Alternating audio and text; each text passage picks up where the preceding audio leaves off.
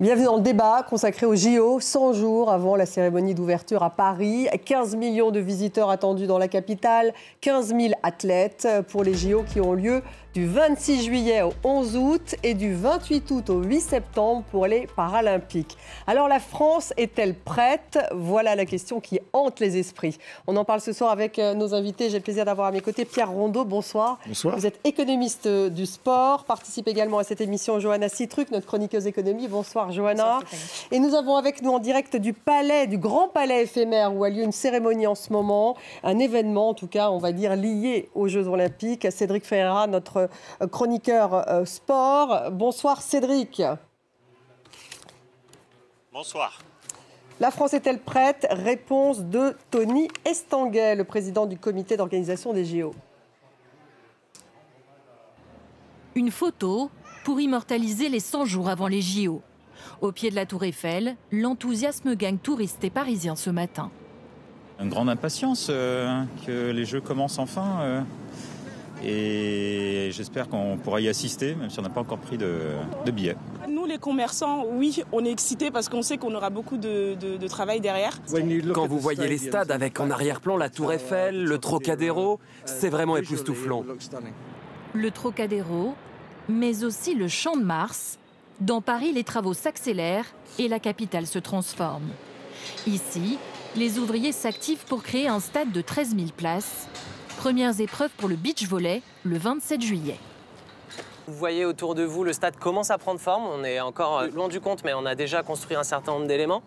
On voit de ce côté-là la tribune qui est à sa hauteur finale, qui fait une hauteur de 21 mètres.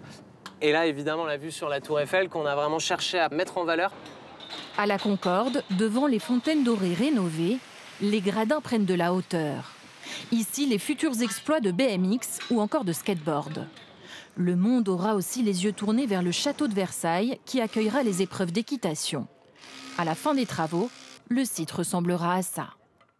Il faut aussi de l'imagination pour la piste d'athlétisme du Stade de France en cours d'installation, avec une couleur inédite. Le violet nous plaisait énormément parce que ça nous permettait de sortir des couleurs habituelles. Des compétitions qui auront lieu en Île-de-France, mais pas seulement. Le spectacle aura lieu également dans d'autres villes, le basket et le handball à Lille, le tir à Châteauroux ou encore la voile à Marseille. Marseille qui attend l'arrivée de la flamme sur le Bélème le 8 mai prochain. Et on écoute Tony Estanguet, le président du comité d'organisation des JO.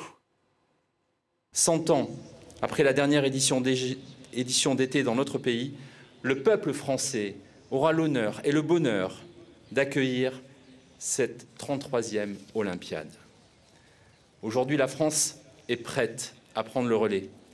Après la première participation des femmes aux Jeux de Paris 1900, le premier village des athlètes à Paris 1924, nous sommes prêts à écrire une nouvelle page de la grande histoire olympique avec les 3e Jeux d'été en France, à Paris. Cédric, je commence avec vous, qui êtes au Grand Palais éphémère où le comité d'organisation organise un événement avec des athlètes, un certain nombre d'entre eux d'ailleurs que vous avez rencontrés au cours de cette journée. La France est-elle prête? Est-ce qu'on peut dire que les infrastructures des JO seront tous fonctionnelles? En tout cas, c'est le message délivré par les organisateurs et les membres du gouvernement. Oui, la France sera bien prête pour accueillir ces Jeux Olympiques. En tout cas, il y a des bonnes nouvelles, c'est vrai, il faut le dire. C'est que les sites olympiques préparés spécialement pour ces Jeux sont prêts. Ils ont même déjà été inaugurés et ils sont actuellement en train d'être habillés pour ces Jeux Olympiques. Ces sites olympiques qui ont été créés spécialement pour ces Jeux, ils sont 3 principalement. L'Arena au nord de Paris, à Porte de la Chapelle, qui va accueillir le badminton notamment. Il y a le centre aquatique à Saint-Denis, près du Stade de France, où il y aura les épreuves de water polo notamment. Ce centre aquatique qui a été réalisé spécialement pour les Jeux. Et puis bien sûr ce village olympique toujours à Saint-Denis qui va accueillir les athlètes.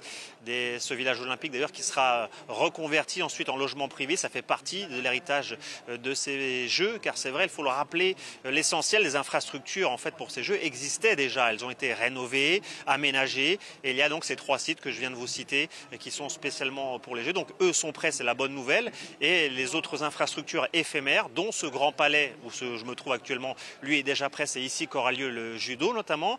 Et puis il y a les autres stades, la place du Trocadéro où il y aura notamment les épreuves de breaking. Les échafaudages sont déjà en place, les tribunes sont construites jour après jour. C'est la même chose pas loin d'ici, près de la Tour Eiffel, au Champ de Mars, où il y aura un stade de 13 000 places qui va accueillir notamment les compétitions de beach volley. On voit les échafaudages au loin et le chantier est permanent. Donc ça avance très bien. Les organisateurs sont très confiants en tout cas pour que toutes les infrastructures nécessaires soient prêtes à temps. Les points de doute, c'est ce qui concerne la sécurité et notamment cette cérémonie d'ouverture et bien évidemment les transports, ce qui cristallise actuellement les tensions. Il y avait beaucoup de travaux engagés lors du dépôt de la candidature. Ces travaux ne seront pas accomplis à temps. La priorité maintenant pour les membres du gouvernement et les organisateurs, c'est de terminer cette ligne 14 du métro totalement automatisée qui doit relier l'aéroport d'Orly au sud de Paris jusqu'à Saint-Denis au nord donc de la région parisienne, où se trouve évidemment le Stade de France où il y aura les épreuves d'athlétisme, mais aussi surtout le village olympique. Oui, merci Cédric, vous restez avec nous. On va écouter justement Amélie Oudéa-Castéra, la ministre des Sports que vous avez interrogée il y a quelques instants sur justement la problématique de la sécurité. Nos services de renseignement qui sont très attentifs, la DGSI, la DGSE. On a installé hier le centre de renseignement olympique qui travaille avec toutes les équipes à l'international. Donc tout est mis en œuvre pour sécuriser au maximum cet événement. Il n'y a pas de raison d'avoir de l'inquiétude. Maintenant, le chef de l'État, il veut qu'on soit prévoyant. S'il devait y avoir une aggravation de la menace, s'il devait y avoir des événements imprévus, il faut qu'on puisse avoir ces scénarios de repli. C'est cela qu'il nous a demandé de travailler, mais en gardant ce scénario central, qui est vraiment le cœur aujourd'hui de ce que nous travaillons, qui est cette cérémonie d'ouverture sur la scène, qui va être extraordinaire et projeter une image audacieuse, ouverte, formidable de notre pays. Et moi, j'ai hâte qu'on y soit. Pierre Rondeau, elle est très confiante, la ministre des Sports, sur le dispositif de sécurité, mais malgré tout, pour cette cérémonie d'ouverture, qui aura donc lieu le 26 juillet, je le rappelle, il y a un plan B et un plan C en cas de menace terroriste. Et me semble-t-il, il y a toujours 8000 agents à recruter. Toujours 8000 agents à recruter. Une inquiétude tant du côté du ministère de l'Intérieur que même aussi, disons-le, il y a une réelle inquiétude du côté des sportifs étrangers et des délégations étrangères. On sait que les services secrets américains et israéliens sont très inquiets de cette cérémonie et attendent de savoir s'ils vont ou pas envoyer leurs sportifs défiler le long de la Seine ou seulement les porte-drapeaux, voire personne, parce qu'il y a encore des risques de sécurité. Donc il y a une véritable tension sur cette fameuse cérémonie de 6 km. On va regarder d'ailleurs la carte, oui, on va voir que tout est rouge autour de la Seine. Tout est rouge et alors voilà, il faut des forces de l'ordre, il faut de la sécurité. Alors ça, c'est pas le jour d'ouverture, ça sera tout le temps. Ouais, c'est tout le long de la Seine, aux abords des bâtiments et des immeubles. Donc oui, c'est une inquiétude et c'est une véritable difficulté d'organisation. Et il y a effectivement des plans B et des plans C. On parle du Trocadéro en cas d'alerte terroriste. On parle des Champs-Élysées. Alors on parle du Stade de France, me semble-t-il. Ça me paraît assez improbable et impossible parce qu'il y aura des compétitions au moment. La cérémonie a lieu le 26 juillet, mais dès le 25 juillet commencent véritablement les Jeux Olympiques et on aura la compétition de rugby à 7 au Stade de France, il sera occupé. Donc on ne peut pas, et en plus, d'autant plus qu'on est en train de préparer une cérémonie sur 6 km. On ne peut pas passer instantanément d'une cérémonie préparée depuis maintenant 2 ans sur 6 km à un stade. Que ce soit au Trocadéro, au pied de la Tour Eiffel, dans la Seine, qu'on puisse défiler sur des bateaux comme ça a été initialement prévu, pourquoi pas, de passer de manière instantanée à une cérémonie sur la Seine, à un stade, ça paraîtrait assez impossible et je le répète d'autant plus que le stade sera occupé le 26 juillet prochain. Les coûts, Johanna, vous allez justement nous expliquer. Est-ce que le budget sera équilibré ? Alors, d'après les dernières estimations, déjà, les Jeux de Paris devraient coûter près de 9 milliards d'euros. Ça représente 2 milliards de plus donc, que sur la facture initiale, puisqu'à l'origine, le budget était, on va le voir à l'écran, de 6,8 milliards d'euros. Alors, comment expliquer cette hausse ? Eh bien, tout simplement parce que depuis 2019, plusieurs éléments ont fait grimper les coûts, notamment la pandémie de Covid et l'inflation. Et d'après un récent rapport de la Cour des comptes, la facture devrait encore augmenter et atteindre les 10 milliards d'euros. À présent, donc, justement, alors cet argent, où va-t-il? C'est un peu la question d'ailleurs que nous avons retrouvée parmi les internautes. Alors, où va-t-il et surtout d'où il vient? Il vient de deux organisations. D'abord, le COJO, donc le Comité d'organisation des Jeux Olympiques et Paralympiques, qui fournit 4,4 milliards d'euros. Il s'agit donc essentiellement de fonds privés provenant du Comité olympique, des partenariats ou encore de la billetterie. Et puis, en parallèle, il y a Solideo, la société de livraison des ouvrages olympiques, qui est chargée de livrer les infrastructures dont on a parlé il y a un instant, comme par exemple les sites des compétitions, mais aussi les villages des athlètes et celui des médias. Elle fournit, elle aussi, une enveloppe de 4,4 milliards d'euros, mais qui est cette fois essentiellement composée de fonds publics versés en grande partie par l'État, mais aussi à d'autres niveaux, notamment régional et municipal. Et où se situent justement ces fameux JO de Paris par rapport aux autres? Alors, pour le moment, la facture des JO de Paris est plutôt en bas de l'échelle, plus élevé que prévu, mais relativement maîtrisé.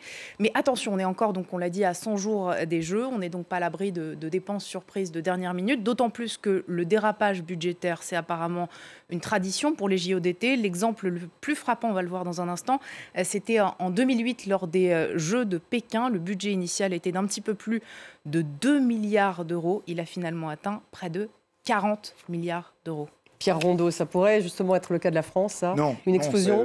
Ça a été précisé. Ce qui coûte cher, finalement, c'est les infrastructures, c'est les constructions. Et au-delà de ça aussi, c'est la concurrence qu'il y a lors de la désignation de la ville hôte.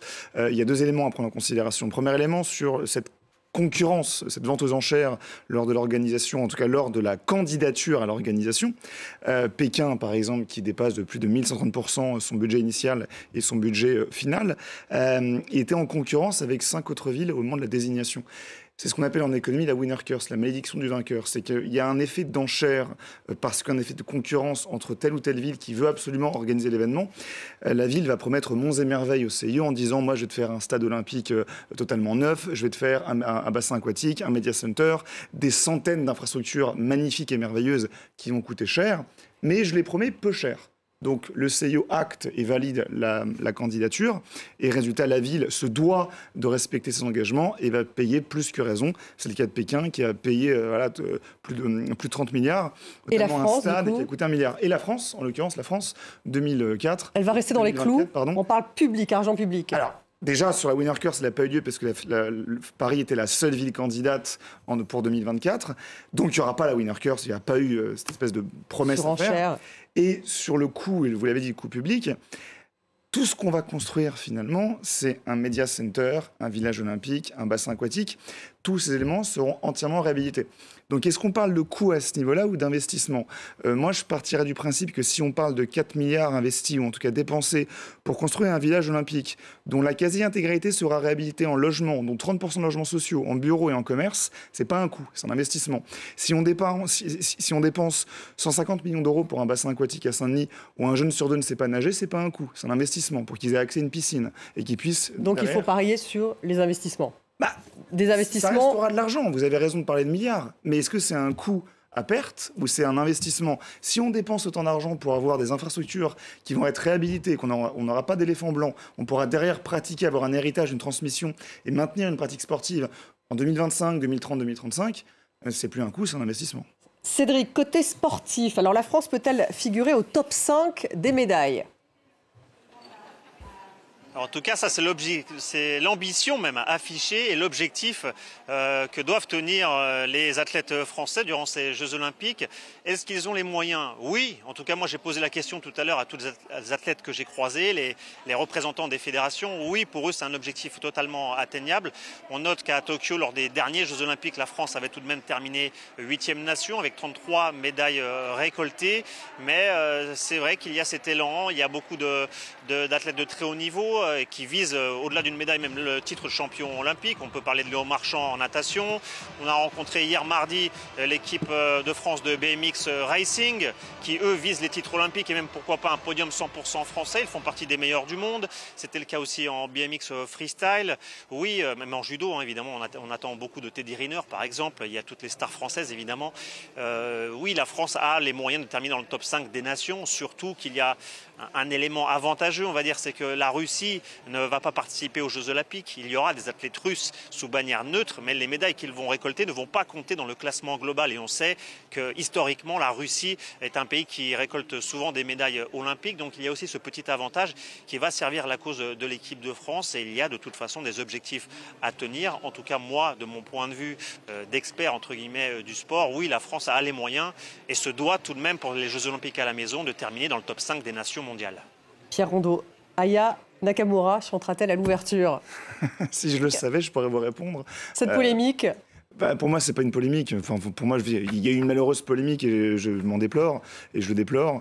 Voilà, c'est la chanteuse francophone la plus écoutée au monde. Il est bien normal qu'elle soit présente pour la compétition la plus regardée au monde.